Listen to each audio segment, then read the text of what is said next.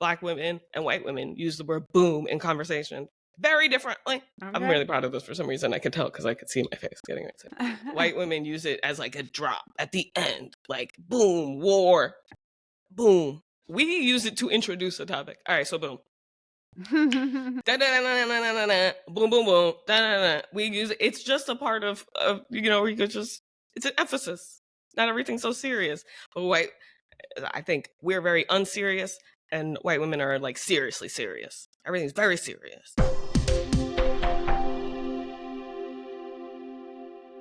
So we were talking about platform building and how you don't know what it is when you start it. You just have to get started. Mm-hmm. And I actually just got my mama started on her TikTok platform. Oh. She decided she wanted to create a space for grieving and loss because Nice. she lost her son a year and a half ago, and people in her life seemed to want her to sort of get over it. And she decided maybe instead she would take inspiration from us and build a place to talk about it. Oh, that's nice. And anyway, Haley is Well, thinking about building her platform, and I just want to tell you that, like, it's always scary to get started, but you don't know what it is going to be when you get started, at least for what most helped of us. me was thinking about the Wayback Machine, that the fact that it exists, like which is, I think that's what it's called, some website where you can see how websites first looked when they first put it out versus, and like each iteration it went through. And to me, just the concept of that was like, oh, right, you can change, take it down. Like it has to start somewhere, but like it never just is right the first time, or at least not these evolved things. I've changed my stuff so many times, but you have to, like, the business model has to not be a business model in a way. It kind of has to be like, what do I want to do regularly? But there's two quotes. The founder of LinkedIn, Reid Hoffman, said, if you go back to the first product that you launched and you're not embarrassed by it, that means you waited too long. Like, you can launch sort of imperfect things as you are learning what your customer wants. The quote I like much better is Martin Luther King, who says, you don't have to see the whole staircase to take the first step. And I think that can be applied to so many things. Yeah. And we often, this is kind of a perfect lead into like the tenets of white supremacy, right? Also just like the rear view mirror thinking of even thinking about forefathers and what people have done before as you try to plan what you want to do is really counterproductive. The rear view mirror is for glancing, not for like using. The windshield is much larger for a reason. You need to see and be able to adapt and move with what's coming, but you don't know it yet. But like, there's just so much clairvoyance that is put on hindsight thinking. It's really weird. But it comes from all of this like certainty and objectivity and like shame, embarrassment, right? But yeah. And I realize people tend to think, and also right before we started recording, Haley said you're listening to Octavia Butler, which has been coming up in a lot of my brain space, because thinking about the whole zombie apocalypse stuff is as white supremacist fan fiction. People hear white supremacist fan fiction and think racism, and like, that's not necessarily what this is. And connecting a couple dots of this whole, remember, like envisioning the worst thing happening to you and then being like, I get to do that. What would I do then? Right? All that stuff.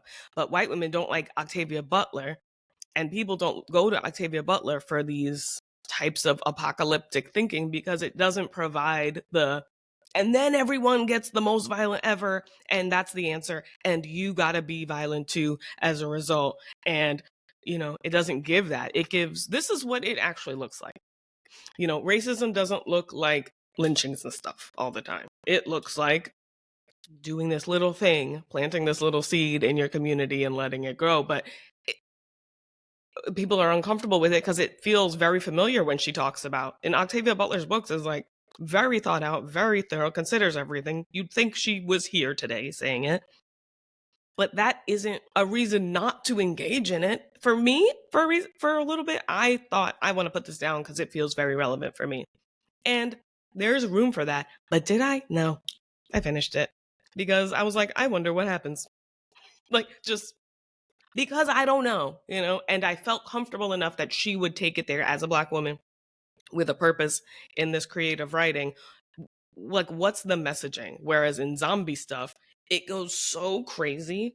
And I watch that. I watch not everything. I watch, like I said, Walking Dead because it has history to me, but also Black people do things differently. I also watched The Last of Us, which is now in a current season. So it's very big. A big episode just came out.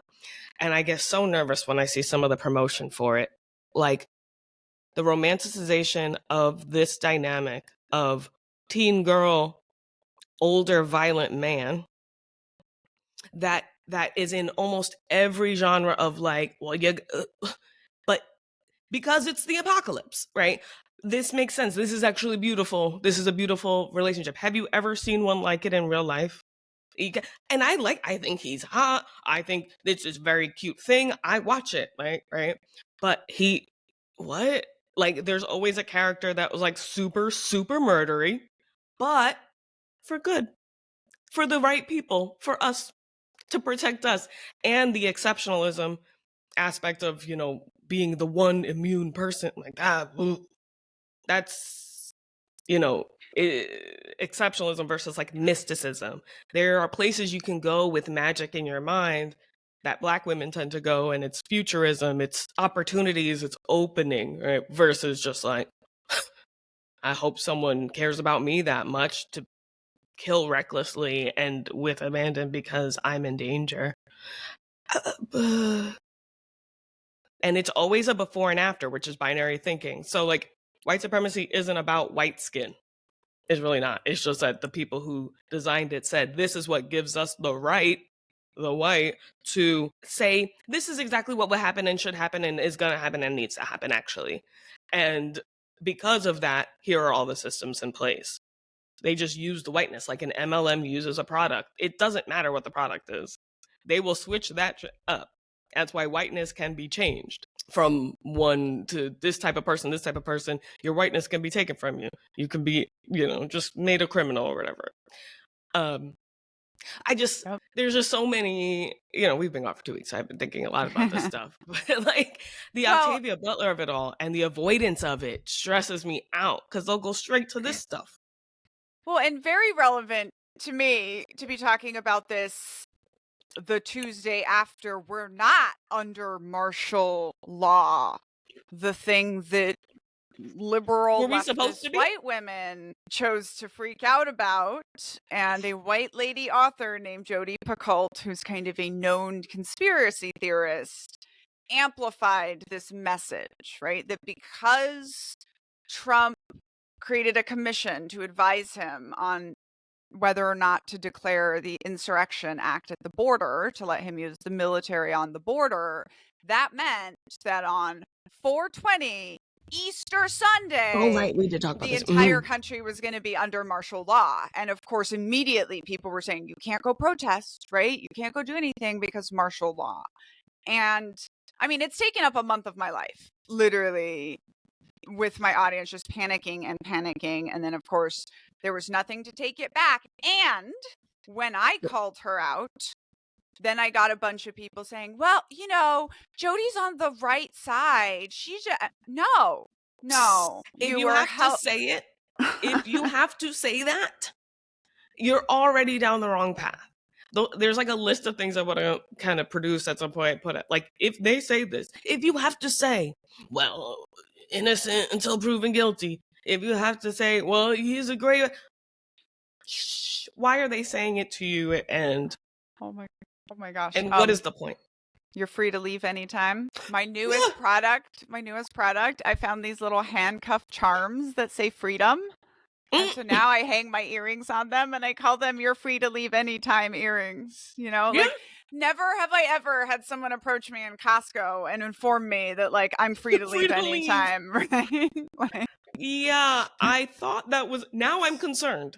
right? Right, If you come up exactly. to me and I am free to leave and you tell me I'm free to leave, now I'm questioning some stuff, right? As you should. And I think that there is an awareness when you are the, scapegoat, right, of the system, the narcissism, that you are, right? And there's just certain truths you can understand about the white supremacist system we're in, and those words are so strong. I wonder why, when they say things like these are big words, like abuse is a big word. Interesting to say is a big word. That's not. It's actually only 4 letters. It happens way too often. We should probably, the why are these big words to be accused of? That's what you're saying to do. I mean, I'm confused because the less we talk about it, the more easy it is to perpetrate. Um, Even but how in all of these platforms, right, that police these words, right? right, Supposedly they're policing it for bullying, but tell me how come it's only us creators trying to talk about these topics that actually end up getting policed by it? right. What do police do? Police protect and serve the system, not the people. They never said the the happiness of the community is what we're protecting. Never. They were started as slave catchers. You can't remove the reason it exists from how it exists. If it's poison at the root, it's going to show in the fruit. Like, you can't correct it with any amount of landscaping. You have to stop expecting different stuff to come out when all you planted was poison. But that, the tenets of white supremacy, the characteristics I realize are the most helpful. Also, just like hearing them, people think they're going to be white people are clean or something like that. I don't know. Lists of things white people are better at or something. And it's not. It's like the belief systems and structures. It's what holds up the house. And like certain elements, if you just should know also what holds up your house. And then it's easier to withstand stuff and to know what's coming and not be blindsided constantly by things going exactly as they were set up to go. But like, it's like in the cult, things Yeah. just don't get better, they only get worse, and things get more stringent, that the rules get more intense. Like, it doesn't Yeah. ever go, let's chill out a bit, And also, but if you don't know what holds up your house and you start making changes and you hit ooh, the wrong pillar, you're gonna, that you're gonna be living that in a mess. right. And then that's how you get white women going, let's just burn it all down. It's like, wait, hold on, there's a lot of good stuff in this house. You've been here 5 minutes, 5 years, let's say, and you're like, you know what, it's terrible, let's just burn the whole thing down. And you have no plan. You're just gonna be like, good, that was you. That's I don't know, do you also expect to burn it down? I don't know what you really think is happening, or maybe you just like it. saying it. I mean, it's something I notice. It's just like the discomfort of not having an answer, right? So there's so many people who come to my content and like I've said since the beginning of this lovely journey into our country, just like being run by a cult, that nobody really knows what's going to happen, right? Like this is sort of unprecedented on a large Yeah. scale, and I'm going to be here narrating, and white people, come at me, right, with like, so, what do you think the answer is? And I just, like sometimes I just want to be like, I am 37 years old. I have not actually solved all of the problems of the American nation. And if I was promising you that, I would be the one telling you that that's culty. Right. Like, what are Like you I do looking not for have here?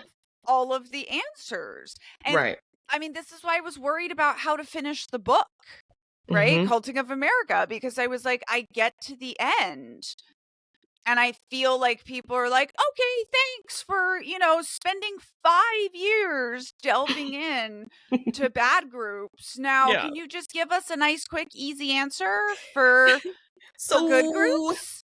And you know what I realized actually? That when people ask me this one question all the time, it's the same question. They're like, how do you knit for so long? like how don't your hands get sore? And they want a trick. They want me to give them a trick and not the answer, which is I have been knitting for longer than Jesus was alive. I've been waiting to be almost 38 so I could say that. Yeah, that's right. they It's don't. like Yeah, yeah. hard work, Because that's what they've been background, sold. and because there's no simple answer. Like you're not world class at something that you just picked up. Like you're not the only one solving a problem in the world. Like you're not going to do it by yourself. And that was, kind of my answer at the end of the book was just like, oh, be vulnerable, tell people you don't know all the answers, and then bring in Rebecca. And like literally then go listen to someone else, figure out what you're about, and then go be just listening to other people. You don't have to compare it to yourself, but like I'm the only one is a tenet, right, of white supremacy. I've been really focused in on exceptionalism, because I call it that instead, because we hear exceptionalism and think excellence. Sure, but exception is in the word. You are the exception. You are an exception. And that is a huge white woman, like, fallacy, right, of the fairy tale. Like, you are the dead. Like, there is, even when we talk about Last of Us, right? She is the immune one, and she is worth protecting this much because she has this special relationship, and it's okay to do these things to other beings because exception. This is the good group. We are I'm the one who. And the truth is, even when you're the exception, they don't accept you, right? No! So like I did that, right? Like I believed that messaging in the military that I was going to be better than everyone else. And I generally was. And you know what they then did to me? Oh, well, she's not really a woman. Yeah. Oh, well, predictable, obviously, now. Right, because there's a scarcity up there on the pedestal, right? They're like, well, there's only room for so many on this pedestal. And then you think about it, pedestal's not even a seat. It's not a table. It's not nothing. It's just a stand. And you stand up there, and you stand up there. Yeah, and don't you fall off, or else so embarrassing to be down here with the rooted, grounded people. There's a lot to the top down versus bottom up thinking that I've got, working in my head. But I think it's so important that people, stop and really think, or not think, go to my videos on the tenets of white supremacy and look at what they are. I have now been breaking them down. I just, like yesterday, figured breaking them down into booger and bat. So based on my two analogies, like there are the tenets that are more, I think, booger, more source, more like a part of you naturally that with consequences would have been balanced out, like individualism, perfectionism, things that like babies are drawn to, like, or quantity over quality. And then there's the bat from my pinata analogy, and like what you're hitting people and yourself over the head with, which is kind of like worship of the written word, objectivity. So, because 15 is a lot, right? And I think listing 15 is like, for me to be able to understand them, I've gone through each of them. I've done 15 videos on each of them, and they get progressively longer because I start like incorporating so much. I feel like it's so important for not everybody, because I'm not talking to everybody, but if you want to be a part of something healthily, you have to. I had to do all those. They took like a month towards the end to do, because it's like, whoa, the right to comfort was the longest one. And I said, that's a booger. Right to comfort. You expect that you're coddled, but like how that manifested with whiteness in particular, and white women tears, and what people do as a result of discomfort. Because white women right now, you're just uncomfortable. You literally, nothing has happened, but look at how much you're freaking out. Stop watching some of this stuff. I don't know. Maybe. I absolutely agree. Like literally every time people are like, "Oh, there's a thing about cybersecurity in Russia," and I'm like, if you don't work in cybersecurity, like you don't need to borrow that anxiety, right? Like you're not gonna know. You there's this, feeling bad doesn't help you, but you've been taught that like your suffering yeah, is worth something you itself.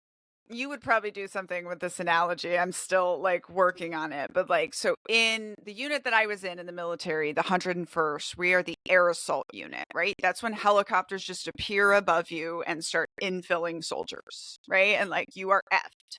Okay. We have doctrinally a 72-hour planning process. And when I tell you we plan for 72 hours straight, right? There just used to be a joke that like it's not a good planning mission until the intelligence officer's crying in the corner because I literally haven't gone to sleep in 72 hours. Right? But wait, but also in the same training, but in real life war, you get 3 hours sometimes to plan an air assault. And Right. then you plan for 3 hours. And so as planners, you learn very quickly, right? That you much rather have the very quick, we're not going to do it all right, but we're going to like get in there and do it planning Right. process versus the freaking month, 3 straight days of like having to worry about it and be prepared and be showing progress and kind of like this whole thing. And Yeah. the reality is your mission's not going to go according to plan. Right? As Yeah. soon as you start, things are going to start going differently. The world is going to start getting a vote. And so it actually like isn't better. They're not significantly better outcomes when you spend But it 72 makes you feel hours. worse about whatever the outcome was. You feel worse because one, you haven't slept. Two, now whatever decision you made should have been the best one, and anything that went wrong is your fault because you had all that time. And now we can blame you for that. So it's like just a combination of all these things. And because if you have 3 hours, then you're working together, you're collaborating, you're okay, we got to figure this out. And then at the end of it, if it didn't go right, you go, well, we only had 3 hours.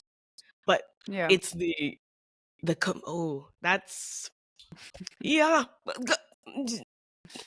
And Yeah. also, you will love this. We'll have to do a bit when I get the whole thing written out. But speaking about exceptionalism, and I'm the only one, I'm totally going to do a bit on the 100-acre wood and how the cult of Winnie the Pooh, right? Tigger is the cult leader. He names himself something different and then tells you he's the only one over and over again. And like Rabbit is the cult uncle, or kind of the skinny white woman also, that's always trying to like run around and cover up the damage and like be the enforcer. And Eeyore, the one who wears his feelings on his sleeve, right? Like he's the odd one. Yeah, he's the downer. He's the negative. And negative, bad. But it's like, well, if you're in a negative situation and this person is calling it out, isn't that interesting? Yeah, and I'm the only one, I think, is the one tenet that's not in every single list. So it's, a list created by researchers. And I believe that one of the documents I used to look at was a government funded document, I guess, because now it's no longer available. But also the sense of urgency is like the one tenet I don't put under booger or bad, because I think it's both. Right? Sense of urgency is this underlying thing, and the people messaging that this most recent thing, right? This we have to stop. If it's important, then it's urgent. And if it's not important, then we don't have to get to it. And that is absolutely not true, but it feels true. It feels like, well, if you say, well, let's talk about this instead, you're saying this thing isn't important.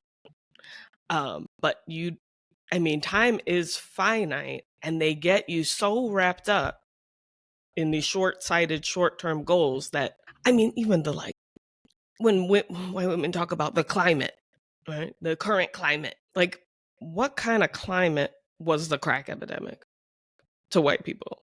Was that a climate? Like, I don't know. Right. And slavery, that climate. And the fact that that's still kind of part of what we're doing today. But going through each of these, like power hoarding, and the defensiveness of perfectionism, and those things that are all keeping you from listening to the opportunities where you could actually step in and have meaning. But you're looking for these big solutions or like answers that sound like a cult leader gave them. All you got to do is buy my course. All you got to do is, and and in some ways that's why I get a little nervous when sometimes I'm like, well, go to my Patreon, watch these things. I'm just saying it like I'm trying to lead by example, but it's for you to do. I don't know what you can do, and that's why I'm trying to help you realize what your limitations are, maybe. No, literally, not maybe, actually. And I also want to be, though, like the cult expert to say that I think what you're doing is different. What I'm doing is different, and because I found like the guru and the online influencer to be so creepy is why I invented my guru gotcha checklist. Like I had to understand why it all felt so creepy before I could let myself do it. And the number one, by the way, my number one red flag is a focus on your own uniqueness. And this is why in no rebrand of my name do I ever use the, right? Like, Right. I'm like, maybe I am the only knitting cult lady, but like, I'm not going to make that assumption, right? Like, it The is. declaration. And part of, even before I really understood it, part of my thing was like, this channel is not about me, right? Like this channel is about how, because I have these different perspectives or I know this information, right? I can bring this in and toy with this or present this in different ways. And I think that, one of the differences between experts and gurus is like, we can say exactly where the line of our expertise ends, but also point to exactly where you got it from. Like, all of the thinkers that influenced you in developing your tenets of white supremacy, but then also what you're kind of adding to it. But then the other thing I noticed, because obviously I get called a cult or a cult leader a lot, and people would be like, well, you're selling, right? And I think that so many people have not experienced, in my audience, right, the kind of cult survivor audience, have not experienced non-deceptive sales. Yeah. Right? So they don't actually understand that difference, right? That it's like, you or I are not claiming to know everything.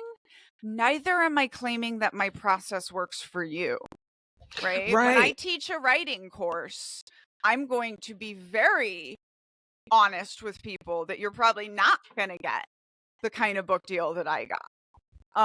Right? And like, but that doesn't mean like this process can't be helpful to you, right? I'm selling my book, which is a product that I created that I could have used on my journey that I think maybe you'll use in your journey. And of course I'm here performing and using influence tactics to get it to you. Right? But like, we don't walk into like a Walmart and go, is this a cult? They're selling me stuff, right? I mean, maybe we should a little more with Walmart. Right. But And I was like, well, I've heard they've given up their chance. But, like if you give me $35, you will receive from me this product, right? Like what I promised, here it is. And I think there's, but to me, it really comes down to that, like, even though my perspective is incredibly unique, I can tell you where all of it comes from, right? I wasn't blessed by some visit from on high or some version of whatever that makes me special. If you have the same sort of path as me, and you're now bringing in all these same sources, you're going to have this same expertise. Yeah, this is a shared experience. I'm literally sharing my experience so that if you want to experience or you go in these similar areas, you can benefit from it. And I notice a big difference between, you know, community and group. And group think a lot of times advice is to be followed, and people think that advice is the thing, right? If you're presenting Mm-hmm. something, they're looking for your advice. I will provide you advice. No, Yeah. you know, not necessarily a how to, but what my experience was. So different between how to do what I did versus what I think of after I did what I did. You know, what I Yeah. think about what I did, how I did it, Yeah. necessarily, how to do it, not you should do it as well. And if someone is selling you, all you have to do is, I mean, I guess I kind of, but see, I'm aware and I like to be transparent. I'm not going to tell you the special thing. That's so important. That was one of my first like lessons I try to give in the hut of humility is, you know, you aren't special, but in a good way. You know, Mm-hmm. you're unique, but you're not special. You have unique experiences like that will tell a different story than anybody else's, but you're not having experiences that other humans aren't Right. also having. There's a James Baldwin quote that I love. And to paraphrase, he says, "You think you have experienced the ultimate in like sort of heartbreak and pain and evil that the world has to offer. And then you read, and this is one of the things I try to show Yeah. people in my cult memoir book club. It's like we're reading memoir after memoir after memoir to show that like ultimately these experiences are the same. And a reason that listening to Yeah. Octavia Butler sounds like she's talking about right now is because Right. these experiences are the same at heart. And Mm-hmm. that's kind of what it means when they say there's nothing new under the sun, or like, to me, this is why Yeah. studying King Henry VIII and studying Donald Trump is like perfect comparisons, right? Like these patterns, these are these bigger patterns of like coercive control that are being repeated That are being and repeated, and like, what are we repeated. gonna do Yeah. about that? And something about Yeah. definitions. I'm sure you had this or like you had a version of this with your tenets of white supremacy, but like I had this with definitions of cults, right? Mm-hmm. Where I was just like, as a cult baby, right? When I first hung my shingle out as like, I know a lot about cults, people are like, what's the definition? Right. And I hate all cult definitions. I hate them. I Yeah. even hate my own, right? And Mm-hmm. I say this at the end of the book. I'm like, because, as a cult baby, there's more to it than that, right? Like, I Right. know there's Right. more to it than that. And I Mm-hmm. honestly, like, I think if I had just set out to write a book about my definition, I would have thought you could contain it in that. But I Yeah. also started storytelling and talking to like this work that we do, Yeah. right? Which is like Like expert how plus, right? It's almost like taking the expert experience, the lived experience, and like merging them together in real time and being like, this tells me this. right. Like no expert loves my little heuristic of telling people that cults always promise space travel, but like people It's remember perfect. it. Yeah, you remember it, and then when you think about like we're actually talking, they're just always promise you something on another level that can't be proven right now. Mm-hmm. You can understand like that experience. And if you've never heard, and I don't know his name off the top of my head, but Whitey on the Moon, um, about from I don't know, the 80s, probably around the crack epidemic. And it reads today. People are playing it today, and it's all about all the poverty we're in, all the issues being had in the community. But Whitey's on the moon, and it's because Whitey's on the moon, and talk NASA, space, all that Oh, stuff. We're not that's a doing good that one. again, but I mean, if Katy it Perry. sticks to me, a definition, what would it provide that isn't already? It's like proof. Proving something, there's a paradox to it, like proving yourself. You already existed. Once you started proving yourself, now I'm, one of those things. If you have to say it, you're not in a good place. You're in danger, girl. Like, get out of there. Once I realized I was saying out loud, like, I'm smart, I was like, I've never had to say this before. something's wrong. And I don't need to know exactly what the solution is to acknowledge something is wrong. And I feel like a lot of times when they say so, to me it hears like solution. That's what they want. And I'll give you an answer. My answer is, why are you asking?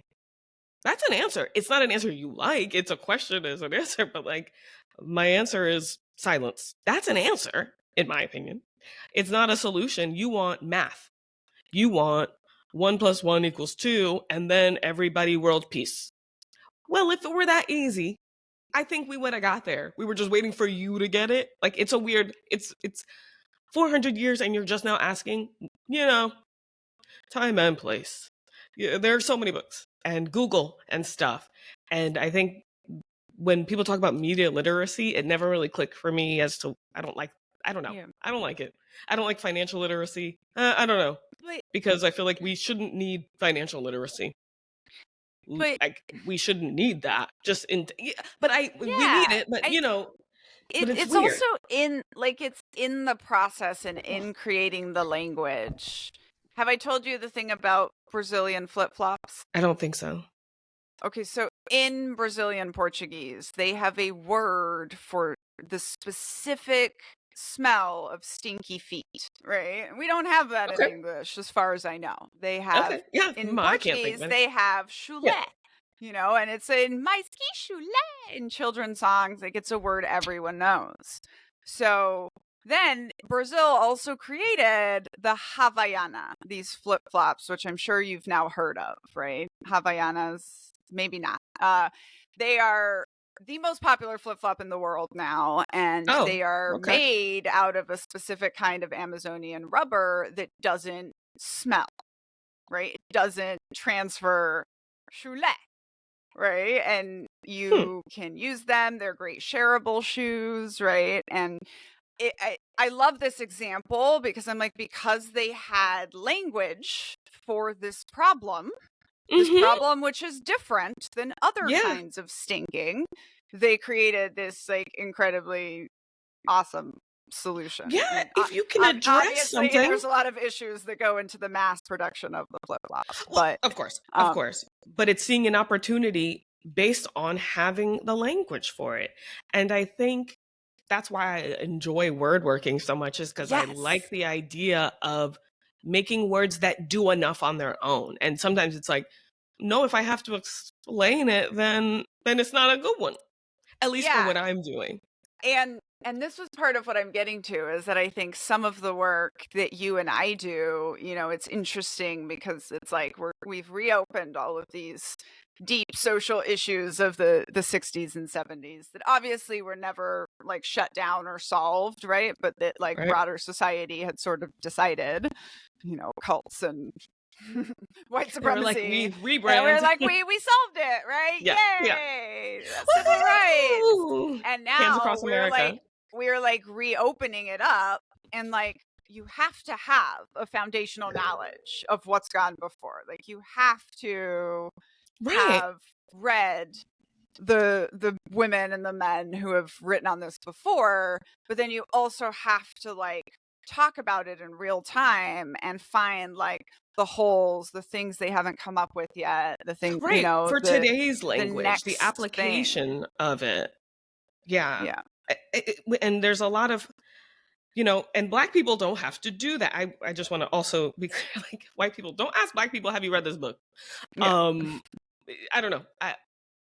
Because for you, the book is really important for learning, like, and that's the only way you're really going to get it, aside from like these type of conversations and interactions.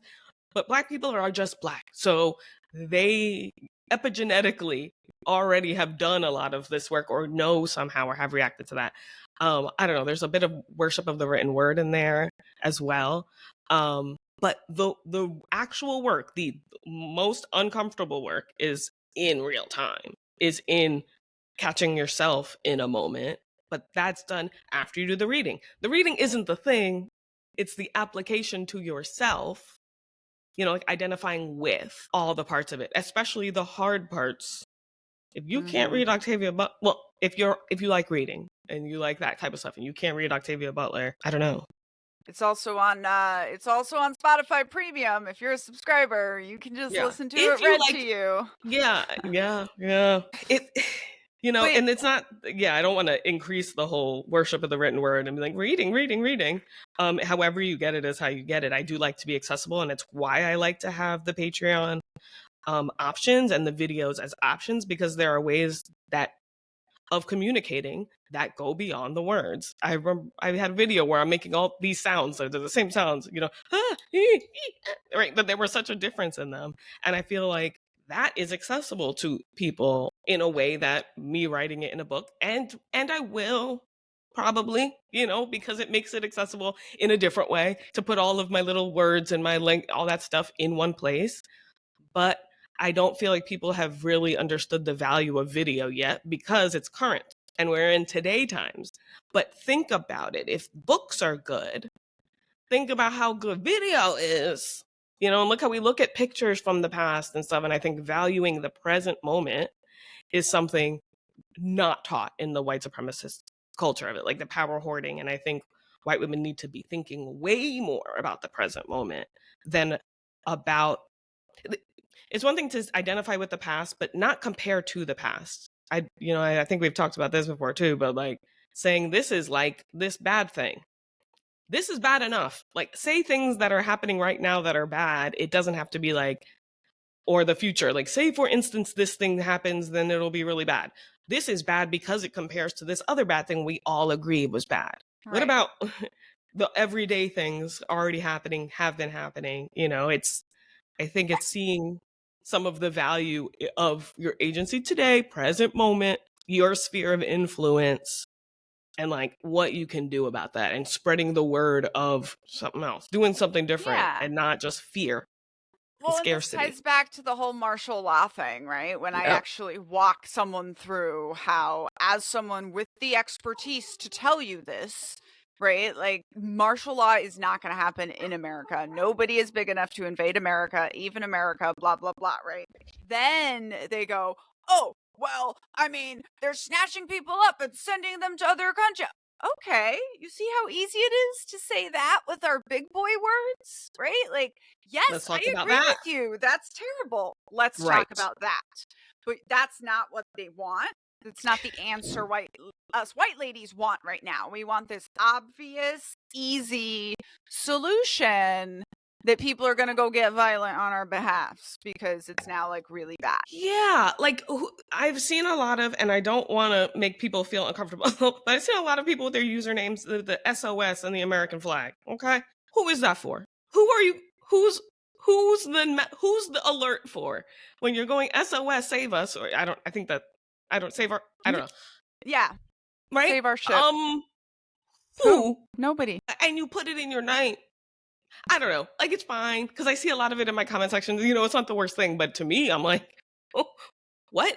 Black people are not going to do it. I mean, you can listen. So here's the thing. I was watching something about the greatest escape artist, similar to the martial law thing I want to touch on. This guy said, one thing, he's a white guy. He said, one thing I know, if you're in the white community and you're being chased by the cops, white people will come out of their house and help the cops and chase you, and you get into a black neighborhood, they will take you into their house.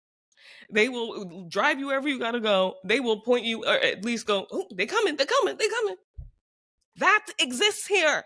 But if you only know whiteness, you think that people just follow, like, you're glamorizing. So when I watch, zombie stuff, I look at it with a different lens. I'm like, y'all don't even, because there's zero black women in charge. There's always a random white guy who was an army vet or a police officer or something. That's why it's white supremacist fan fiction also, because zero times would black women not be figuring out how to make the community safer. I can tell you 4 ways they should have been acting since the second episode that all of this would have been prevented. Duct tape. Because apparently in the second episode, they go to buy, it doesn't go through. So you're not immediately going and getting all the duct tape in the world? No. Anyway, sorry. There's so many ways. I'm like, whoa, if they smell like the dead, leave them alone. Why aren't you making perfumes? There's a lot of stuff going on here. Pull people's teeth, cut off their fingers when they die. It's really, they figured out, if you cut the jaw and you just have them, so do that. I don't, But this is how Black women watch stuff. And white people go, what I would do is murder even harder. All right, well, we're having different experiences. Also, I want to say this thing that I realized about the word boom. I think is also similar to this concept.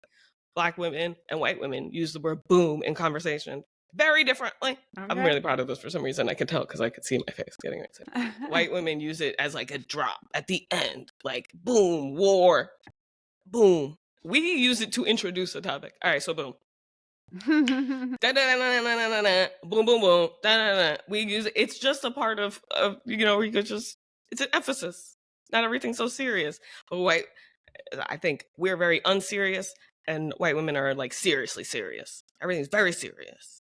And I would be tired. I'll just say that. I think that that's a very exhausting way to approach everything. So seriously all the time. All the time. And that's their thing. Very serious. No, is serious an emotion? I don't think so. It's a lack of emotion, but it's a stern one. Boring. Beige. It's the beige of emotions, I guess. It's serious. I'm laughing because I was told so often, mostly by white men, of course, that nobody would take me seriously the way I present myself. And I'm like, at this point, I have established that I am a world-class expert on a topic. Like, if you're not taking me seriously, that's on you. That's on you. Look at me. I'm a Black Jewish woman with neurodivergence, wearing all the colors and crocheting and knitting. Almost like I'd rather you not take me seriously. Because if you're not taking me seriously, also a weapon, right? Right. Like I always say to my audience, they'll be like, "Shh, don't tell them." I'm like, "Do you think they're in here listening to me?" Like, imagine the federal agent, right? The straight white man who's assigned to surveil enemy within, who calls herself knitting cult lady. Yeah. And how serious he's not going to take that, right? Like, this is I need to stay underground from how serious the impact can be. Sure, it's not about that. It's not about how serious. It's just about impact. Like, am I being impactful? Are they taking me seriously? What even is that? And then thinking of certain phrases, and who decided, full of herself. Who decided that you can't be in color and be taken seriously, right? Like, and be a what? Say it again. That you can't be wearing color and be taken seriously, right? Who, I have this thing in the Army where the only thing they can't regulate is your tennis shoes, right? Because tennis shoes are just so vastly different. And so I would always wear fluorescent, like pink tennis shoes. And without fail, right, I would have someone walking up to me after a run and telling me that my shoes were unprofessional. Right. And I literally got to the point where I just started looking and being like, you understand right now that our job is running. Like, I'm finished. I'm standing here. I've completed my job. I've outperformed those men still running. And you're here telling me that my running shoes are not professional. And by the way, nobody tells men that when they're that far behind me, their orange looks like pink. But they do. So when that person told you it was unprofessional, was it a man or a woman? Oh, men, always men. So they were like sexualizing your shoes. Right. Also that, right? Because I was also that's what I'm hearing. They're not telling the men that they said all you got is electric shoes. Blue shoes are unprofessional, or their highlighter yellow pink. Shoes are unprofessional. Just because they're pink. They were pink. And we take that far further in the military. We will use every color on the PowerPoint tool to not use pink. Like, heaven forbid you must put pink in a brief. Nobody will take you seriously. We pay for men to do this, to play busy business boy. Busy business boy is corporate America. You guys I'm gonna give you guys something else. But basically that's all they're all doing. Every man is playing busy boy with some kind of busy battle boy. Okay, there we go. And they're just like, I'm scary. But also the other thing about professionalism, aside from it just being all the tenets of white supremacy, I think when I searched sense of urgency, I remember Googling it just because I start with just Googling the term, right? Articles and articles and articles on how to create a sense of urgency in the workplace. Oh my God. I don't know why it disturbed me so much. And I was like shocked because I'm thinking we're all having the same conversation, right? Sense of urgency, tenet of white supremacy. And everyone's like, this is how you get more of it. And I'm like, that's disturbing. But I don't remember what my point was. I mean, that was my whole master's degree in organizational psychology, was like, how do we motivate people? Like, you give them money, you give them a job they care about, but no, how do we motivate people more than that? And it's like, manipulate. How do we manipulate people? Right. That's what's happening. So that's what I say. I was like, I started to realize that what organizational psychologists do is study manipulation tactics, right? Yeah. In every class, someone would raise their hands and be like, is this ethical, right? Like, is it ethical for us to be learning this?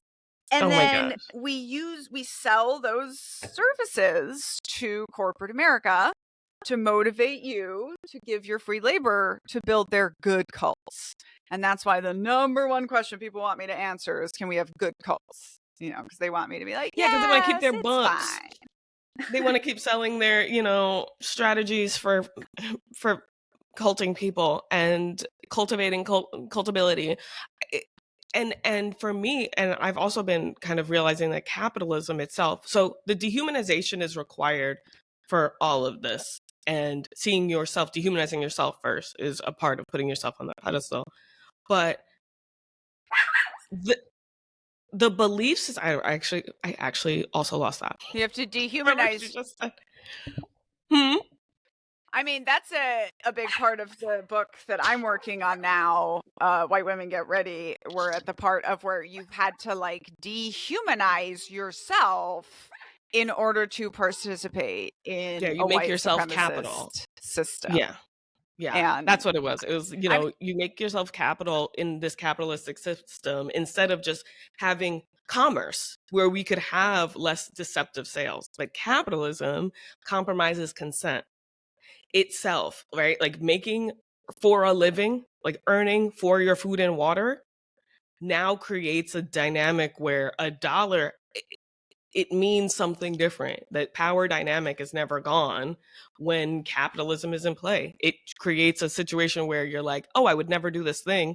And then someone's like, what if this? And now you are considering doing something against your values because money, and it's okay. It neutralizes it. It comes in and neutralizes, supposed to anyway. It doesn't. But like, these jobs where you get paid a lot, but your sense of self is gone. That's why they're paying. It's like selling your soul type of thing in this corporate space. But they want to keep marketing and right. Well, they want to keep maximizing, and that's what people don't understand. It's like, they've done a study on like, does money buy happiness? And the answer is actually yes. There's a point at which you're too poor that it creates stress in your life, and there's a point at which you're working too much that it creates stress in your life. And it was, the time this was done, the median income was $55,000, right? And so it basically showed that from 35 to 75,000, like, yes, money buys happiness, but outside of that, like, no, right? So, and I think one of the problems, right? Like, people talk about like, oh, like people aren't motivated. Like, no, what Americans are saying right now is there's no amount of money you can give me that I'm going to give you more of my life and more of my soul. Like, we don't have that to give, right? We are already broken. The 40-hour work week was designed for two people, right? One person to be earning outside the home and one person to be doing everything inside the home. And like, we don't, we've gone upwards from that. We have this. And it was also for people to be machines too. Like a 40-hour work week was just created by some dude. It was just a guy, and he was not a good guy. And it was, like I said, the Industrial Revolution, or like who said that was a good thing? We made industry. Oh, I would rather undo it. Can we go back? No, but we can, like I said, have a relational revolution. But it has to start with you being a safer person for yourself. Someone said that to me on my Patreon recently, and I can't stop thinking about it. They're like, you've made me a safer person, like with myself. And I think that has been key for me as well, just through you have to be able to say, all right, I won't beat myself up if I made a mistake or I did something wrong. Like that whole but if you sit in the planning process for too long, kind of like we discussed earlier and in the beginning, like you only feel worse when you're judging yourself. But if at least you can give yourself like, I will not be mean to me, because it actually doesn't help. We can't shame ourselves into doing something, but perfectionism would tell us we can. And people pleasing, quote unquote, people pleasing, which is just manipulating upwards, like in the upward power structure, I feel like hierarchically, because when you say people pleasers, you don't mean customer service workers typically, at least overall. It's kind of like the people in your life that are going to look at you a certain way, or if you care a lot about how people view you, you must not, like it has to start. The cult wants you to feel that way. The MLMs will tell you, hey, are you living to your potential? Potential. That's make believe. It's like when we see potential in men, that's just you. That's just you, believing in yourself a lot and just putting it in the form of a relationship or your job or, something else. Well, and this is also, I think, that for these, capitalism as a cult system, for example, never too skinny, never too rich, right? These are why these two things are such good weapons for them, right? Because like that you to always keep someone in striving, and this is what binary thinking is for. This is what purity requirements are for. It's like you're never there. It's never you're never done. The tenet, there's a tenet called, and maybe right before the end I'll list them all out. Progress is bigger or more. So only growing in that way. And in that dynamic, what's so scary to me is that when you're only measuring in higher, right, getting more things, then reducing harm is not a part of your metrics. It doesn't look good. It's not sexy It's not tangible. to cure cancer. You cure cancer, oh my goodness, all of the industries that will go out will lose money. So instead, right now, this was just in the news yesterday, we are trying to deport someone who's currently having a cancer breakthrough. Yeah. Because we decided that, like you said, like the system is more important, right? And like, how are you gonna, the light bulb thing, right? Like many decades ago, they developed light bulbs that never burned out. And then those just never started getting used because the lighting industry literally said, you can't solve the whole problem. What do you think we will go out of business? The connection between the profit and profit, the words. I love it because it always corrects my profit to profit. And so when I say like trust the profit as one of my thought stopping cliches, and when I'm talking to text, it always turns into trust the profit, which I think that's how we've treated business. And we've said capitalism, if you're creating money, you are a net positive. Right? A successful business. Tobacco is successful. That's a good it's a good model. That is a good business.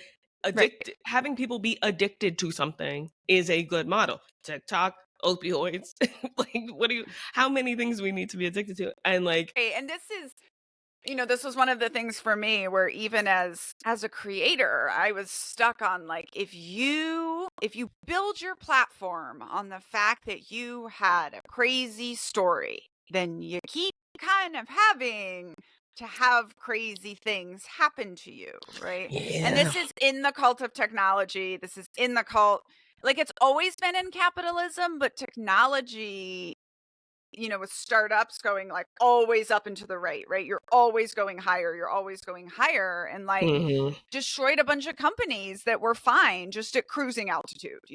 Like it used to be fine to just have $100 million company, but now that's not enough if you're never going to be a unicorn, which is a billionaire, right? Or a decacorn is a $10 billion company. There's words for all of this, right? And it's like and like this was one of the reasons that I went and got a graduate degree.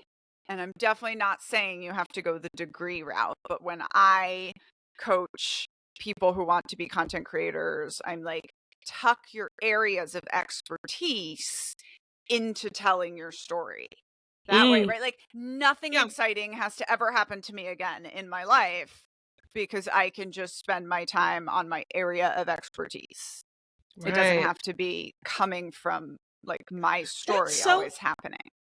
That's interesting. And I wonder, I'm going to sit with this for a while too, because I've been having this phrase cast and crew, but like cast, where like overrepresentation versus underrepresentation and how you typically, like how we approach things in terms of like, I don't tell any stories about myself because I don't think people, they wouldn't identify with me in the story, right? They identify, when I do tell stories, they identify with the white person in the story, especially if I'm telling it like this.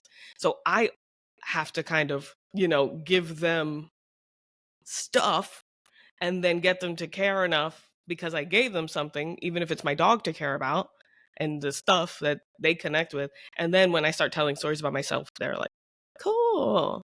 And I don't really do it that often. And I go by White Yes. Woman Whisper for me too, but like Right. to separate Right. the, It Yeah, it depends what kind of game you want to play, I think, right? So one of my yeah. favorite memoir quotes was nobody reads your story, they read their story.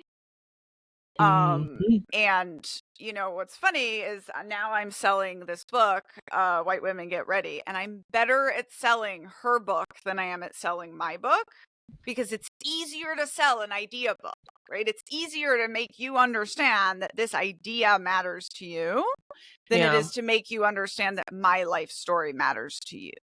I happen to be very skilled at telling my own stories and then in that same conversation showing my audience how it matters to them. And I'm getting Yeah. better with You almost different have to do more audiences all work. the time, but it's you have to do more work, right? And Hmm. so there are many people who Interesting. just tell the story with no so what, right? And as long as it's an interesting story, you can get your 15 minutes, you can sell your million books, but Yeah. it doesn't, it's like the thing you said about being like touched but not moved Yeah. Yeah. versus, so I was once told by a straight white Christian Republican man that there was no market for my stories because he said, Yeah. oh, a nice little white girl from Milwaukee that has never had anything bad happen to her can't relate to growing up in a sex cult or being a woman at war. And my sort of response to that is I don't think there is such a thing as a nice girl from Milwaukee who has never had anything bad happen to her, right? Yeah. Like so if And how I many of can, them could there be? Even right, if there and were, I why were you that one random? and I always say, like maybe you don't know what growing up in a sex cult is like, but you probably know about like wishing you had different parents and having that you had a fairy godmother to come take you away and like that's why Disney's a billion-dollar industry, right? But like Yeah. if you can relate to people on the emotional level and then, with your story, but then show them like how it matters to you, right? Yeah. So like in Uncultured, for example, when I say, David Berg began to corral his flock, maybe that doesn't mean anything to you, but then I say, but the thing they always tell you about the shepherd analogy is the shepherd always eats his sheep in the end. And now you're probably thinking about when shepherding words have been used in your life, in your world, Yeah. or how are those leaders in your life? And that, like, people lie. Whether, I think some of us aren't, I don't know, just different levels of awareness of, what things can feel like. And then looking back, it can feel differently.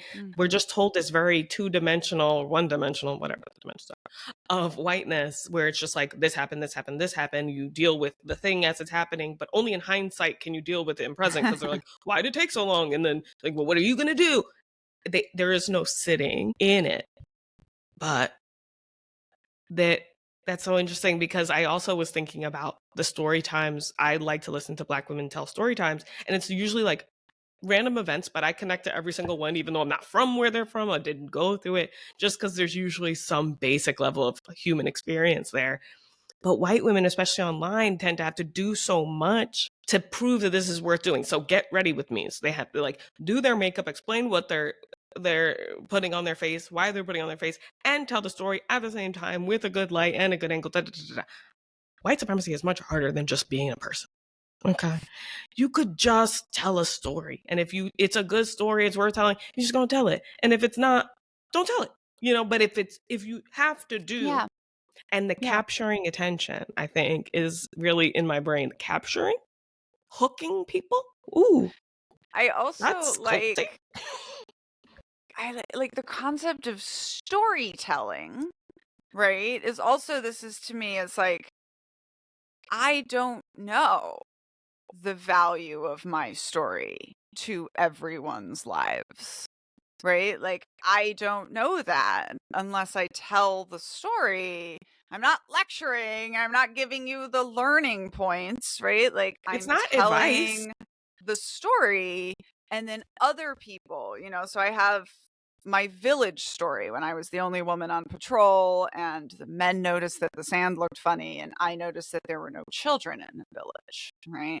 And I'm telling that story to a group, and actually was a Black woman that said, "Can I please use that story? This is one of the greatest sort of like DEI things," Yeah. right? And I hadn't thought of it from, right, like just from these broader contexts. Or like, my paintings, I painted them in neon because I see depressions in neon, but then I accidentally made race blind art Mm-hmm. that never occurred to me because I think of myself as the default as a white woman, but other people say to me, so there's also that, like, And you wouldn't know that, one, unless you just were living in your moment and did something and then shared it. yeah. And that's how community can really, the ripple effects is what you should be looking for, not these big grand, you're gonna martial law them back, I'm gonna bomb them back, boom, and then I'll get them, own them. That's not what And the this other is side looks even like. something we have to teach. I'm going to say white women because I'm sure it's mostly white women. And I did this when I started, right? Like, I want to write a book about growing up in a call and being a soldier in order to teach, blah, blah, blah. And Yeah. people said to me, they were like, no, no, no. You just tell the story, right? You just tell the story in a vulnerable way. And like those real things are going to connect, Yeah. those like, I have a list of things my readers told me about myself, right? Mm-hmm. Ma'am, you should check out autism, right? In a review, I saw the term geographic abuse, which changed my understanding of my own life and has, gone into everything I talk about. Right. And like the eating disorder, right? Like, I learned that I had that from trigger warnings of my book, Mm. right? Like, so it was just like putting this down on the page, having other women ask me questions while I was doing it, right? And putting like more of it on the page. And now, like, there's more, right? Like, I look back, like, I created that art, but I didn't know that I was putting all these perspectives in. I was just vulnerably describing the experience and Yeah. then letting other people tell me like their experience of that. Yeah, it's not a Katniss Everdeen, and then you made this, there's no music playing behind you while you do it, and you just know. It's in the everyday, like, little things that we're doing. And it's not the sexy solution answer that people always want, but your sexy solution answer can come later when you like have done some stuff and you look back and you go, I didn't even realize during this time my activism started with me going natural. I didn't know that. I just, wanted to come back from vacation and not have to deal with the hassle and blah, blah, blah, blah. But we have to live our lives and be present in order to even have the story. But we're just taught, like, beige, be beige, then your story won't be bad. You won't have a bad story. So you won't have any story, but at least it won't be bad. Okay? Bad to who? To the girl who nothing ever happened to, who's reading your book for some reason? Why would she be reading your book? That doesn't make any sense. But it doesn't have to be for everybody. Nothing has to be for everybody. Nothing is. But And like the white You know, overarching one right way. that's even Right such way. another interesting experience, right? Like, because I wrote a book with very intense topics, and so there were parts of it that almost didn't get published, or I got rejections because people say, you know, you can't put pedophilia in a book, right? And like, not one person who has experienced that has said to me, oh, it was too horrifying, I couldn't go on, right? They have only said, thank you, right? I only know that it's as common as it is because I put it in my, you know, and like, Right. I was being told repeatedly that my stories from the cult and my stories as a woman in the military were too awful to be told.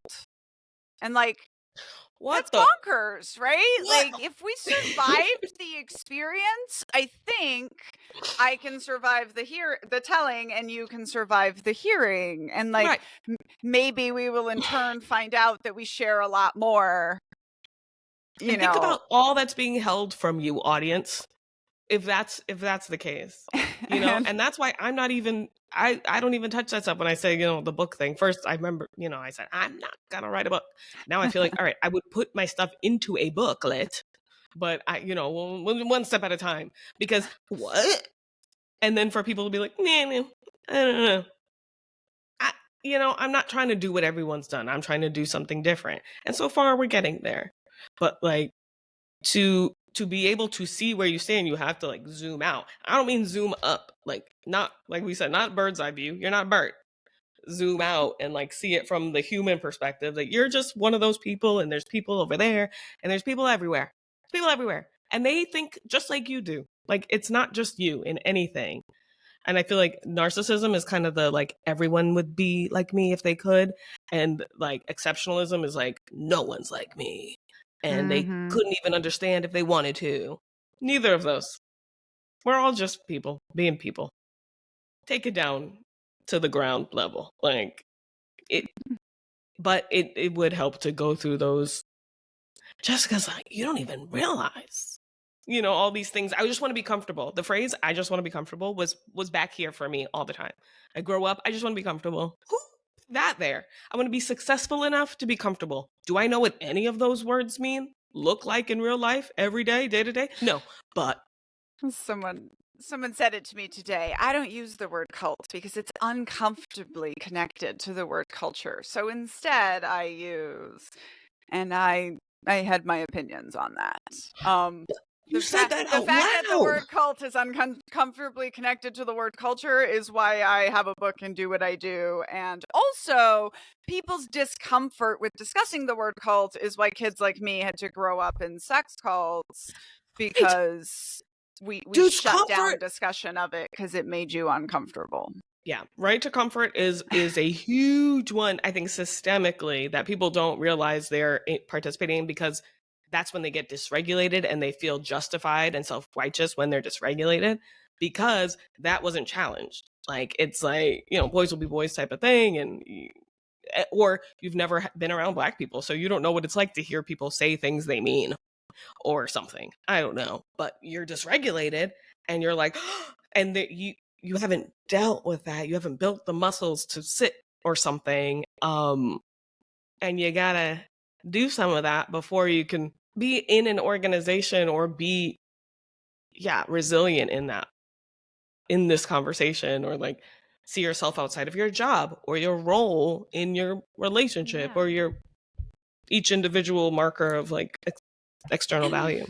and also just like, it's uncomfortable to develop expertise in something, right? Like, nobody wants to go be a teenager again. That's uncomfortable to be like figuring out how to operate in this new body with these new hormones, right? But like, you have to go through that discomfort in order to develop But see, anything, but that's any how we get to actual this place expertise. where consent is a topic, or like confused. But this type is consent, this type of consent, and it's like, let's, you know, do the definitions and stuff. We should have a basic humanity like understanding and conversations about things, but we're not. We're starting so far off. Consent to what? Well, we don't want to talk about that. It's really uncomfortable. Abstinence only. Okay, so consent. Okay, all right. what? And then you just, bad, stop. Oh my God. They don't know, right? And they don't want to learn because it's all just because the parents are uncomfortable talking about it or experiencing the thought that their child will have a sexuality at some point. That's too uncomfortable to discuss it. And so now you're going to have to deal with the discomfort of maybe it happening because they didn't know it was happening because they never discussed it and someone And took advantage of them. I'm sure you'll tell me this is a white American thing. I've always just thought of this as an American thing, but like how like teenagers are just disgusted at the idea that their parents have sex. Like Hmm. I've never experienced that in a culture outside of America, right? Like parents have sex. We know that. We're not paralyzed and need therapy because somebody has mentioned that like Right. our parents have had sex. And it's Yeah. such a, and you know, it goes all the way to, I actually did a paper on this when I was studying in Germany. We had to compare and contrast an attitude from our culture and their culture. And I did attitudes about sex. And so, you know, one of the things that stuck with me is American teenagers get pregnant 70-1 compared to German teenagers. Not have babies, get pregnant. And one very significant difference is that in America, and probably this is white America, when we talk to teenagers about sex, we talk about death, disease, and pregnancy. And in Europe, when they talk to teenagers about sex, they tend to talk about death, disease, pregnancy, and pleasure. Mm. Right? The like, why do we do this Why in does it the happen in the first first place? place? Right? And if you're Yeah. so discomfortable, you know, I think this is even true with cults, right? We get so uncomfortable talking about cults, we don't even get to the why do they happen, which is about Right. labor, which helps us understand them. The You root. know, We're discussing all the poisonous fruit. Sorry, there's something in my eye. And we're not discussing the fact that, yeah, 400 years ago, these guys came and planted poison trees. And we're like, well, it's not good to talk about the dead people. Well, you know, and there's like all these rules about what you can say and what you can't say. And that is what keeps us stuck. And that's why I think it's so important to have these conversations more than it is to write a book about the conversations. yeah. Because a book is you and the book. And I think some people can read a book and then they go talk and share and go, this was my experience after. Because it's not the thing. The story isn't the end all be all, like within white supremacy. It's not the skin that we're talking about. It's why. Why did they put in place that white people have better stuff? Why'd they do that? For a reason. They were just dudes. Stop romanticizing them. They were men Yeah. with like a 6th grade education? I don't know. It's right. And they It's wanted like it's women. getting past the what to the why. Yeah. You know, Yep. like Yep. what, you know, because it was It's the about why control. and This is who, about, because we tend to leave out who, like just when someone is sharing, like think about why they're sharing with me and who is this person sharing with me. You know, if it's just like, it sounds really good, there's just so much focus on the story and very little focus on the storyteller and the reasoning. And is this a story seller or a storyteller? And like, I don't know. And what are they selling? If there is, just because they're selling doesn't mean they're lying. But before we had the 4 fraudsters. And so, yeah, the system is set up that exploitation is winning. Getting more for less is winning, is success, is the blah, blah. And like, ew, you know, getting more and paying less taxes. The second you start making money, everyone's just kind of like, so now we got to work on keeping it all. What? I hear you, but I thought the purpose was to like enjoy your life now. But it's like, nope, because you got to keep, because next year. And then what if people well, come and this take is it? something that is very real. And I keep telling Mr. Knitting Cult Lady is that when, you know, when white people become, I don't want to say suddenly wealthy, right? But when white people become wealthy where they made it themselves, they tend to just individually become wealthy, and losing everyone in your life is part of it, blah, blah, blah. when people of color, and specifically Black people, right, what's the first thing you do is you buy your mama a house, right? And like Mm-hmm. they try to take everyone with them. And I Yeah. always say, like, what bothers me is not only that Taylor Swift is now a billionaire, but like, is every single one of those people on her stage a multimillionaire?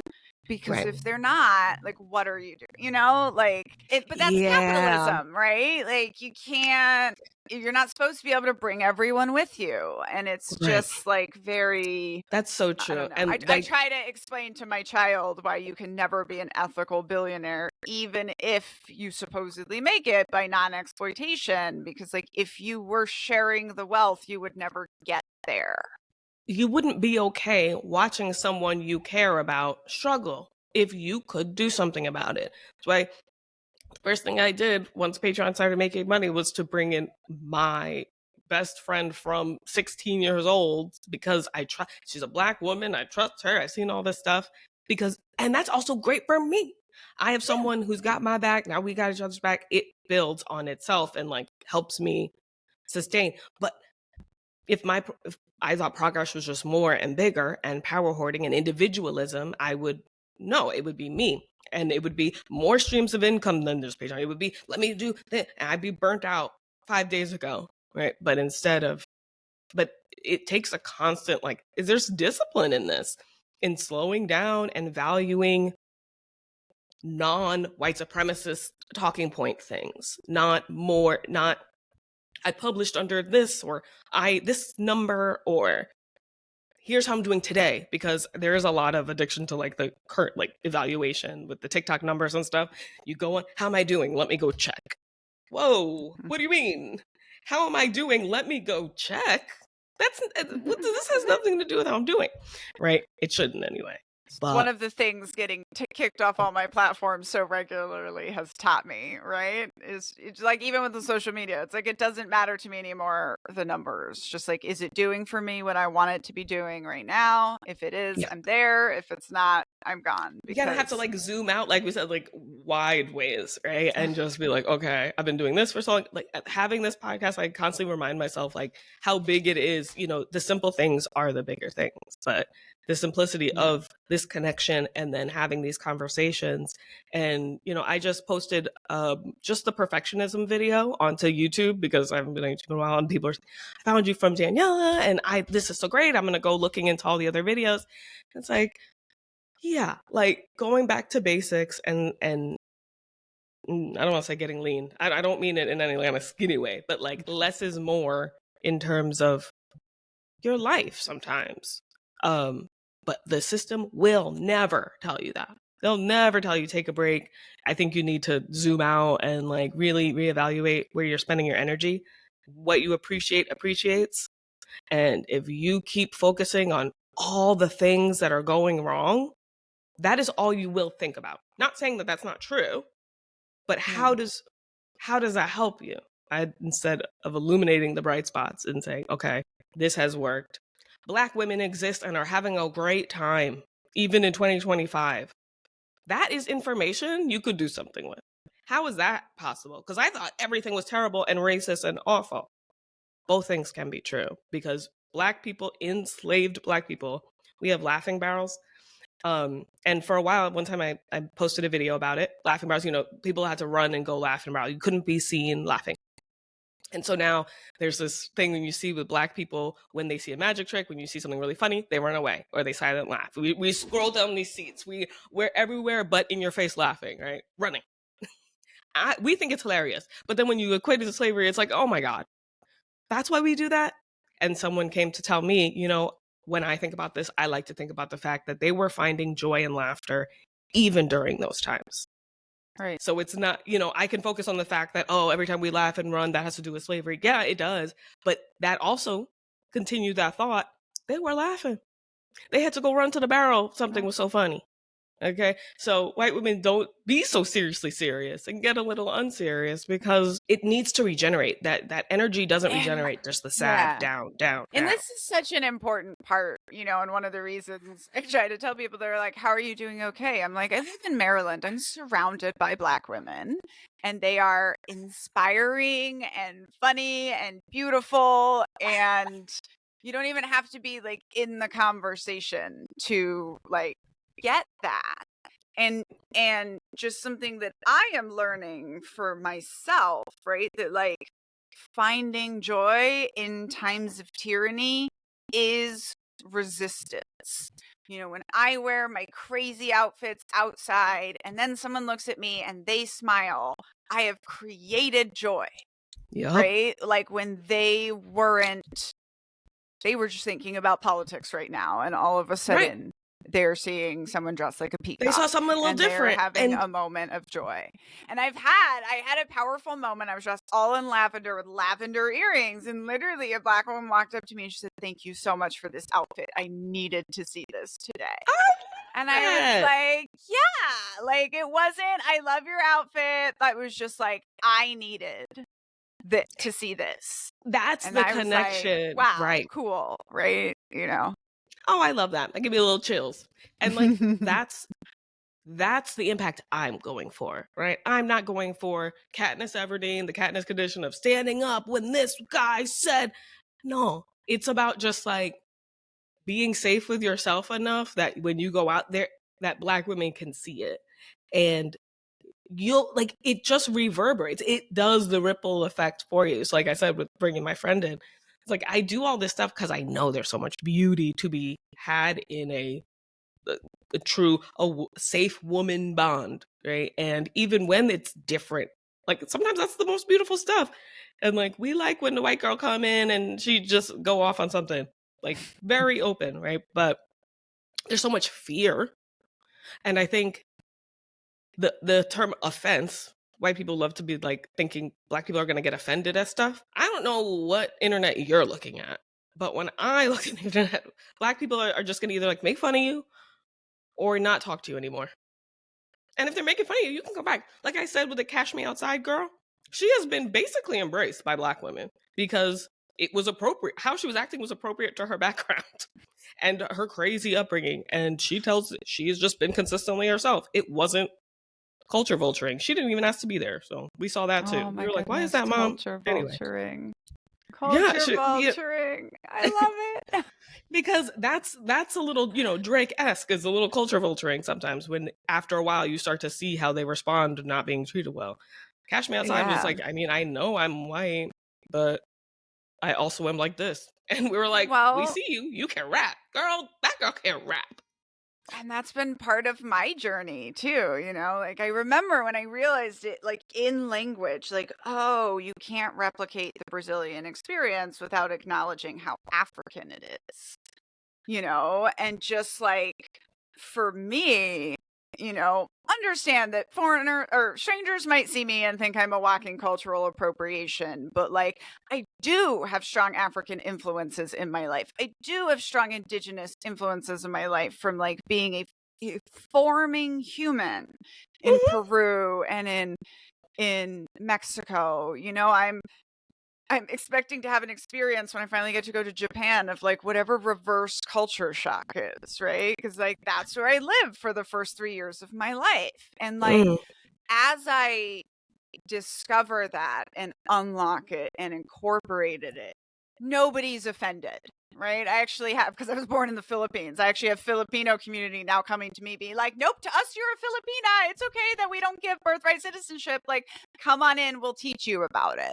It hurts no one to have more people invested in you, and also like sharing your culture, like different from with the culture positivity. vulture thing. Like I need to think more about that, right? Because it's like, what's the opposite of a vulture? Right. Like well, I wish it rhymed or something. It's like it would be like nurture, but they don't rhyme. Vulture and nurture, but they're like they should rhyme. I mean, whatever. But like, because what you're doing is you're like revering it, right? It's okay to love, like, yeah. Offended is a white people thing. Offended. That's just literally my emotional senses are hurt, but nothing else. This Yeah. doesn't actually have anything to do with me, but I think it's bad. And like, not for nothing, What? as we deconstruct our influences, we are going to have less of this in between, right? Like, I remember it was during my natural hair journey that I was like, oh, I naturally gravitate toward bigger earrings because you can see them more because my hair covers up my ears. And then I was like, huh, no wonder this comes in from these places, right? So like, Right. as I think we're divorcing ourselves from whiteness and being beige, like, we are going to become, there's this fear, I think, that we're going to be seen as culture vultures, but it's actually like, no, you're actually unbraiding stuff. You're going to fill in more stuff. You're going to see things Yeah. that were shushed down in Yeah, your we have no idea. culture, and you're gonna like bring them out more, you know? Right. Like, No one can tell you exactly what it's going to look like. You're not going to have a plan because they don't know you as a child and what you'd love to do and what you like to dig into and what bothers you the most. And usually, I think someone said that's what you should be aiming to fix. Whatever just grinds your gears the most. That's what you should be, focused on because that's personal to you. When we talked about unique versus special, like you have unique things that you could work your traumalages, right? That you could work towards your purpose pool, as I would say, but like you have to be safe with yourself first before you can wade in the waters of your purpose pool because you're going to still be holding on to some of these one right way more, what story does yeah, this tell if I do this? Am right. I a this? Because I still do that sometimes. If you see a guy, That's you're what it like, made it, am I but that's dating a what, this? yeah, when you said that, and I was like, yeah, you have to be not afraid of having the conversation about cultural appropriation and your whiteness and your culture and your lack of culture in order to be able to do it. Otherwise, it's going to be too scary. Yeah, you have You to be okay know, with the like, answer being yes too. Like the whole can I ask you a question is another way around consent that I don't like that white women do. yeah, Like they use questions to avoid consent to conversation and they'll be like, can I ask you a question? You really didn't expect me to say no. Like that wasn't you didn't mean that. And I yeah, don't like that at all. That yeah. is insidious, And even, and I love the concept of like, you have to be okay with the answer being yes, right? Because then my thing would be like, okay, so if this is cultural appropriation, why am I doing it? Like, what am I looking for Right. in It would just be this, more right? investigation Like, about you. yeah, And like, now is the answer typically gonna be yes? No, because you're doing the work ahead of time. But if it is, then I'm okay. Then we talk about that. And like, it isn't hard, fast rule either. right. It's not like E- all Black people think this. yeah, And so now you gotta this. even with Drake, right? When he got accused of, rightfully so, of culturally appropriating, nobody's answer was like, go away, we never want to hear your music again, right? It would No, just be like, respond to this differently, you this is know? what we think. That's it. And like, yeah, some music is good, some music is bad. Zombie apocalypse stuff is white supremacist fan fiction. I agree. I'm still watching it. Now not all of it, and I don't necessarily think white people should pick it up if they're not watching it. But having that interrogation is the interesting part of life. But in these with the tenets, that's all those things shut you down. And I do think like some feed into the other. I feel like the boogers sometimes feed into the bats. Um, yeah, do you mind if I read off the tenets of white Let's supremacy? do it. Okay. So, sense of urgency, I think, covers the whole gamut. I think it really makes these a lot stronger. But I'd say perfectionism, defensiveness, I'm the only one, or exceptionalism, I call it, objectivity, right to comfort, fear of open conflict, paternalism, which is like adult child binary dynamic. Right? A lot of white people look at Black people as children. Some people think it's like patriarchy, but like that is a lot there. Worship of the written word, which I feel like connects because we look at forefathers, it's like the dads, and whatever they said, the belief in one right way, binary thinking, individualism, which is more about, one person, don't leave anything on the table, less so about I'm the only one. Those are different. But like I said, I have videos on all of them. Power hoarding, quantity over quality, and progress is bigger or more. So that's all 15. But I do like, it's so interesting when you really start to think, okay, yeah, you see this as a baby, but other people get consequences, and consequences are what really could manage a lot of these. But our system is codified so that you don't have consequences, or that they isolate you and say this is the right way to do things. This is civilized civilians as opposed to criminals or military people. Y'all the same apparently, because it's dehumanizing. I think that civilians thing is, I'm bringing back primitive. You know, if it We're makes more sense the on its own, same than you let's keep it. know. So we're Yeah. more similar to prisoners than we think. Yeah. That's for sure. Yeah. And your bodies are, yeah. Now that I really think about it, you know, you Oh, wearing the like outfits. the deployments, right? Like that was well-paid prison. I mean, you're literally on a compound that you cannot leave. You're fed 3 meals a day that are the same as everyone else. You are told exactly what you are allowed to wear and not allowed to wear. And there is nothing. This is why, honestly, like, can be so bad on deployments, because you don't want to be there, and there is no way out until you complete that year or 9 months or whatever it turned out to be.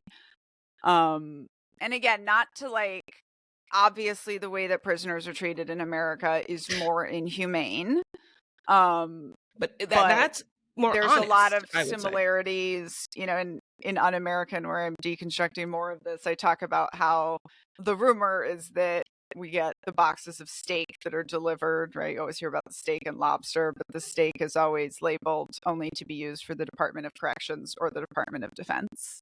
So like, you're not allowed, you're eating prison food, you are locked in here, you are doing this. Yeah, your body's for the government. And if you refuse, by the way, you will be actually imprisoned until, you know, like that's what we do to soldiers who refuse to do their jobs. I've said like school to prison pipeline is like, so there's the school to prison, and I think if you don't go that way, you go school to patriarchy, and that's it. They only give you 2 different options. It's prison or patriarchy, and if you don't, then you go right to the prison one. Yep. Wow. But like, yeah, but of course, because there's no creativity in this system. A body is a body is a body, and then when women try to come in, they're like, this body's different. I mean, that's, I think, you know, your biggest job in a high control system is not to stand out. Right. And we actually say this in the Army. We say the only thing you have to do is be in the right place, in the right time, in the right uniform, and never volunteer for anything, right? So like, don't stand out. If you do, but the you right only place, stand out for good reasons, right? But the right place at the right time is with everybody else. Right. That's exactly. what that means, exactly. right? Exactly. It's like exactly the same where as everybody else is. Yeah. Yeah. And they do these things to you in training where they tell half the group to come out in one uniform and half the group to come out in the other uniform. And then you just look at each other and you're obviously up because you're not all the same. And now we're going to punish you. Right. And it's this like teaching you that, and this is true about humans, that when we are in smaller groups removed from the world, instinctively we know that we have to fit in more. That's why it's harder to dress however you want in Midland, Texas than in New York City. Right. And so I wonder if that's race dependent. I also wonder I would be curious about everything the study these days. Yeah. Because Amanda Montell has a study in her book about, you know, the judging or whatever, and it's a 2014 study. And I stopped reading Age of Magical Overthinking. I decided, okay, it's a white people book, that's fine. But I just can't, you know, the study, there's no way the study was done with race in mind, and that's really hard for me to move past once, like, now we're talking about it as if that's true for everybody. That really is hard for me, because you know, but it's still useful information. But it's why I say being specific is important, because it just changes the experience for people who aren't. And you know, I think that's why for me, like, experiencing the military as a woman is going to be like a little bit closer to like me being able to understand your experience, right? Just of like always standing out, of always standing out, right? And of course, Black women are in the military, so they experience that like more. but like you're wrong from day one, right? And I always talk about, right, the defining military experience is they take you away and they shave your head, the men, right? And so they come back, they all look the same now, they've been through this degradation ceremony, but we don't have that, right? So we're different, we're wrong. Whoa. And when And it's like, I don't want that for you. when And this you're is exactly America, right? Like, I don't want you to have equality that way. right. And I say, you know, I bring that up, and so then everyone goes, well, fine, shave the women's heads. And then it's like, well, no, because then we fit in the in group, but now we don't fit in the out group. Right? Like one of the saving graces for us as women is that when we're off duty, we can put our hair down, put on normal clothes, and nobody knows we're a soldier. Right? But then on the flip side, you're getting out and people are like, aren't you going to miss the camaraderie of the military? Like, what camaraderie? You know, like we didn't have that group experience. Because you couldn't even be a person. How could you have true bonding with anyone when the foundation is we're all pretending we're Barbies and Kens? Right. With no, but Kens, we're all pretending. Wait a minute, yeah, you know, right. Kens and Ken. So that was ultimately my experience. Was right. Like if you are 6'2", blonde, blue-eyed, and preferably a helicopter pilot, your military experience was probably fine. That's my husband. 20 years, 19 of them while we were at war. His experience was mostly fine. Yep. Ironically, until he went into the Special Operations Helicopter Unit, where the look was 5'10", brunette, white guy who's jacked. And he actually felt, for the first time in his life, a little pressure for not having like the right look. Right? But then in the Army, like every demographic you are away from that, you're a little bit more wrong. Right? So like I can look like Barbie, but my hair's still curly. So I'm a little bit more wrong unless I straighten it every day. And it's something to fix. And there's exactly, a fixing. Right? And it's so interesting because I'll talk about this to white men in the military who are short. And when I point out that they're short, they immediately understand. Like they immediately understand. And I think I told you this before, that the first time I was trying to talk about, I read a book about women's experience in tech. And I was like, okay, talking about women's experience in the military is valid and it's separate. And I talked to 2 white men, and they just boomer age white men, right? And they just could not, ended in them yelling at me, right? Could not fathom it. The simple statement that my experience in the military was different than yours. Then there was a white man my age who was studying diversity and inclusion education, who wanted to get it so hard, but he couldn't. And then the 4th man I talked to was a black man. And he cocked his head as though looking at the idea from another perspective. And then he said, yeah, I get that. Right? That like, and immediately I was like, oh, of course, because he also knows that his experience in the military was different. As a black different man. Perspectives, different experiences and exist. It was like nobody had ever. That was the first time he was hearing that idea too, right? That like women's experience was different than his, but he just inherently could understand that and accept it as the truth, and because accept it as like a valid thing that we can now go forth and talk about. And that was like a super part listening. Of that's a super part for me of understanding ultimately that like what we have presented as the American experience is the white male experience, often with the white lady standing to the side. But right, like, and she's like, it's okay if it says men. That means me too. It's fine. Everything else is othered, you know? Yeah, and you know, it's like if a historically white sorority where they're all wearing the same, you know, how they are, right? And a black girl goes through that, makes it through, they allow her in. The trauma she's going to have from that experience is different than the trauma those girls are going to have. They should all have a little trauma, because what do you mean you're not good enough as is? You got to look and be like us. We've all agreed. And these bored people and the house owners and the food and all that stuff. Right. The black girls go have a different experience. And I think that seems obvious, but it doesn't take away from anybody else's. but there's that aura of scarcity with whiteness, unless you realize like it's not scarce. Nothing. Empathy is not a scarce resource in terms of everybody, but there's this like they have to agree, understand. We talked about this, relate or approve. And so the guy who was just really trying to get it, that you didn't accept it. Like, what do you mean you're trying to get it? You know, right? You're trying to help me by understanding that what I'm saying is true. I also trying to agree and relate. Yeah, Get out like of what here. I experienced is, you know, so once you understand that the system is more harmful, the more it's not made for you, then you have to also flip that around and understand that if you were successful in this system, you benefited from a toxic system, right? So men really struggle to accept that the military treats women worse, because then they have to accept that they were actually treated better, right?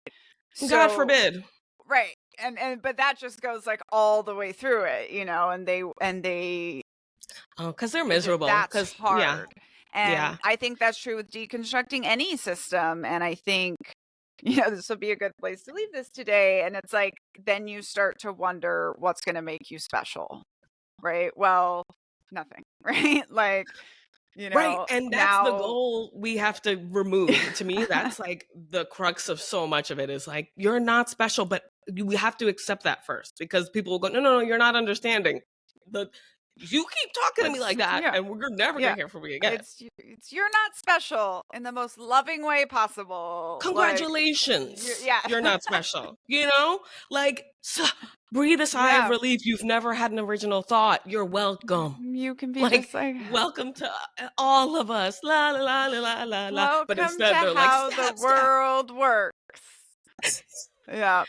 You know, we all have to come because otherwise everyone stays on their phone saying how terrible their personal experience is. White people, well-meaning white women specifically, but propaganda is when you can tell you've been propagandized when you feel very strongly with very little information, or you don't even know what to do with all this emotion you just were given. Like someone gave you very strong feelings, and then you go, now what? Now you're just tense, and you know, and there's nothing in your home.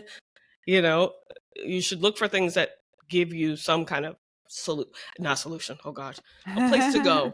Solutions focus, but you know, not so much, not proportional. It shouldn't.